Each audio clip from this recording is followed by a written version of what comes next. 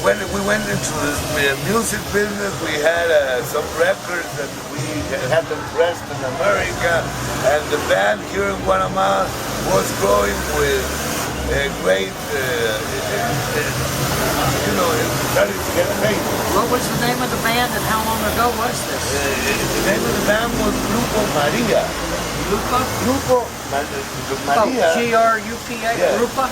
Grupo, the group Maria, yes, she was the lead singer and the famous of the group, let's say that. And so that was the name.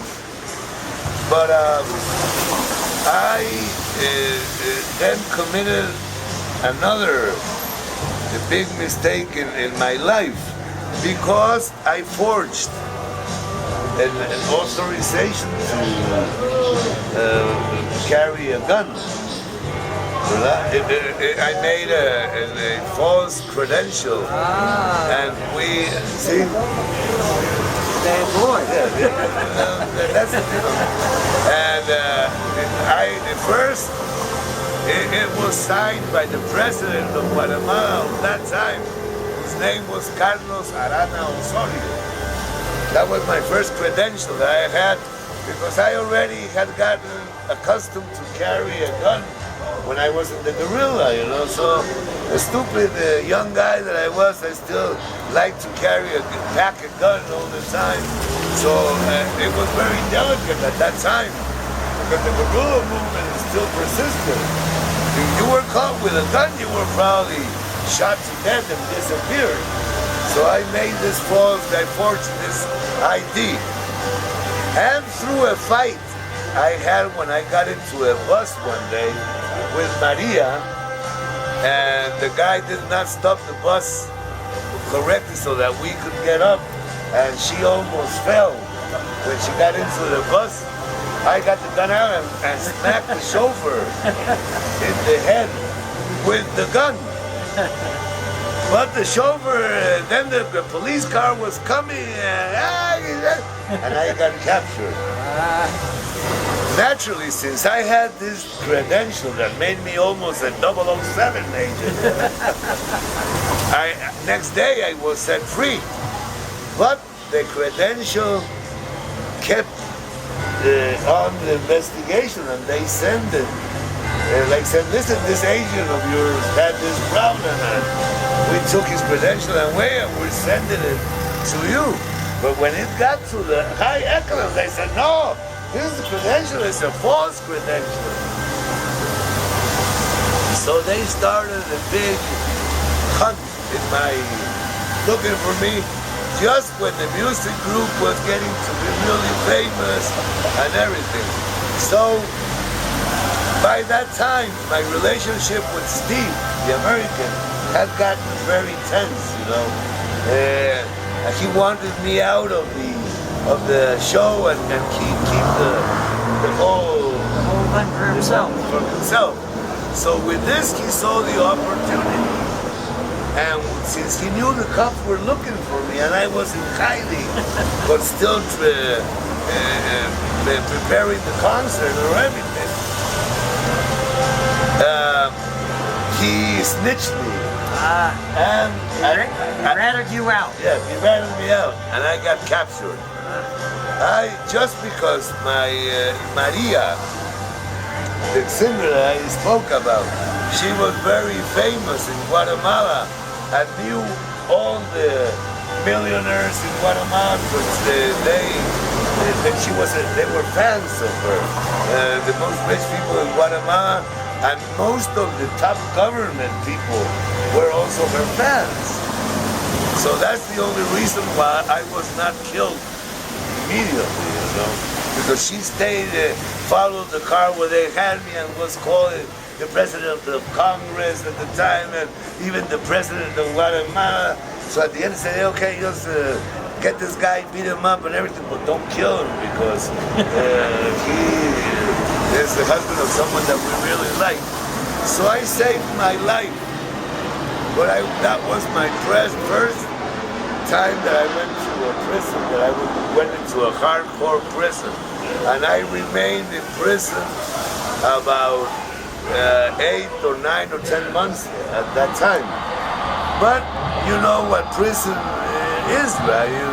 If you're a young innocent guy, when you go into prison, when you come out, you're a scoundrel. You know, you meet all the prisoners, the assassins, so I met people that were in the weed business, in the narcotic business, and they told me where I could get weed in industrial quantities. So when I finally got out of prison, which was a big luck thing, and my father's helped me, etc., I went directly into the drug business. And I went to the Guatemalan frontier with Mexico looking for weed, and there I found out that that's not where it was grown, but that it was grown in Mexico. So I passed the border and met some people over there, and met a taxi driver in Tapachula who would give him 10,000 quetzales or 10,000 pesos or 50,000 pesos, because the peso was very devaluated at the time. And he would go 200-300 kilometers inside Mexico and come back with 300-400 pounds of weed. So that's how I was initiated in the drug business, and I started bringing weed for this lady that was the biggest dealer in Guatemala. But she wasn't anything big, not a big narcotic thing, but she would move maybe 200 or 300 pounds a month. Okay. So that is basically what I relate, or what I tell in this last comic book, which is called El Buki en las entrañas del narco. After that, through the next 20 years, because this was in the early 70s, I finished, I was in Columbia University, class of 1972. So what I'm telling you was 74 at the most. I kept in the narcotic trade for 20 years. You know? And sadly, never used the money to do my original plans of making a movement to fix Guatemala, but then went into the big life. You know, there was times when I had in my closet in my house that I rented at times with only beautiful homes and beautiful cars. You know what the narcotic trade is, bro. In one of his songs, Jimmy Buffett says he made enough money to buy Miami, but he pissed it away so fast. So that's basically what you did? That's basically what I did. I made a hell of a lot of money, ¿verdad? But principally selling weed for about 10 or 12 years of that story. But I started exporting weed to America also, you know. I started, people would come from Texas or Miami and will fill their planes up, and I took several, I had some plantations. I started other plantations in my father's farm, which were very successful. And then I got very successful at growing semilla.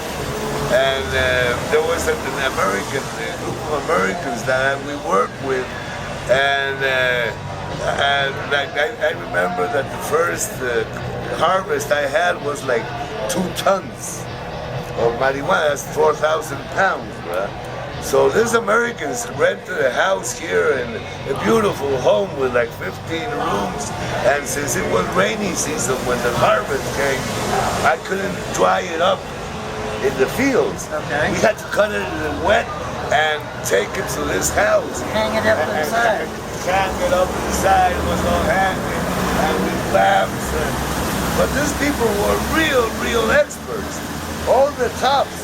They would cut all the tops and because they were beautiful tops. You know? Nice buds. Yeah, oh, some beautiful buds. I had marijuana plants with 52 inclusive branches. All branches that were full. Since I had a guy of Cincinnati that I had bought from California. How tall were these plants? Oh, they were like your height. 6 feet. Yeah, 6 Okay. feet.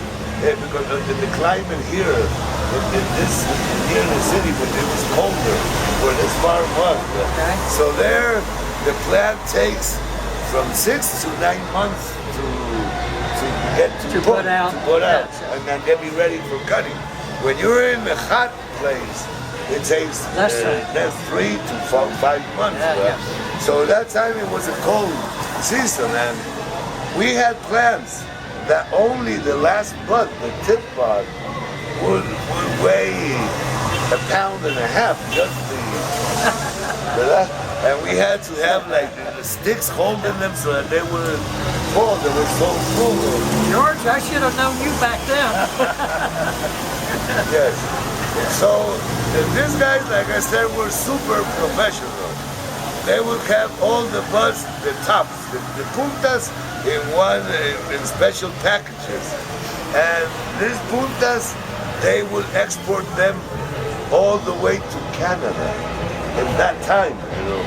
Not only to America, but to Canada. Canada can't grow very much pot because it's too cold up there. So they need pot too. I think that now they have, you know, and right now the best weed in the world is grown in America. Colorado, And, where it's legal, yeah, even California, Washington, Alaska, State, yes, Oregon. and, Michigan, so, yeah. Chad's bedroom. Yes, I'm a and- medical patient. I have my medical card, so I can grow 12 plants in Michigan. I can keep dry 2.5 ounces, and unprocessed, it doesn't matter. So I can leave all 10 of my plants, but I can't have more than 2.5 ounces ready to smoke at any times. That's one patient. If I have a caregiver, I can grow for them as well.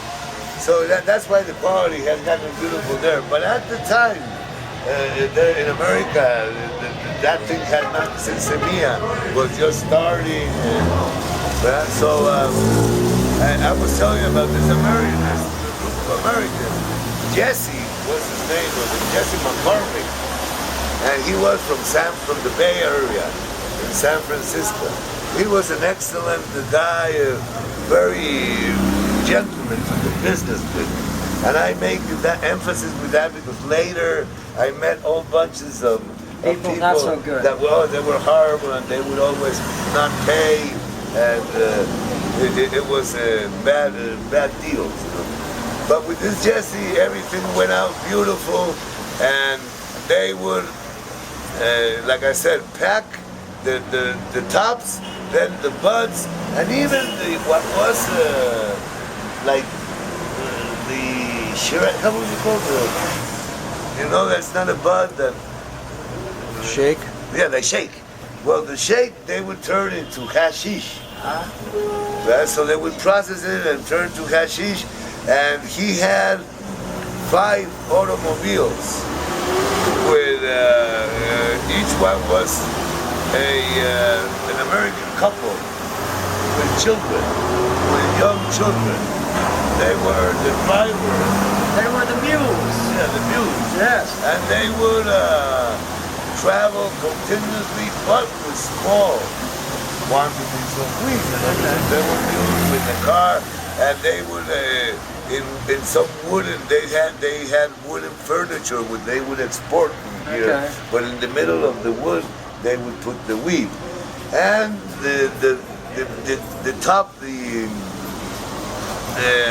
like 1,000 pounds. This guy from Texas came to take it in a plane. So that was my first plane load that went to America, and afterwards maybe I had maybe 20 or 30 landings in the Texas area, maybe another 20 or 30 landings in the Miami area, the Keys, and even a couple of landings in Miami International Airport.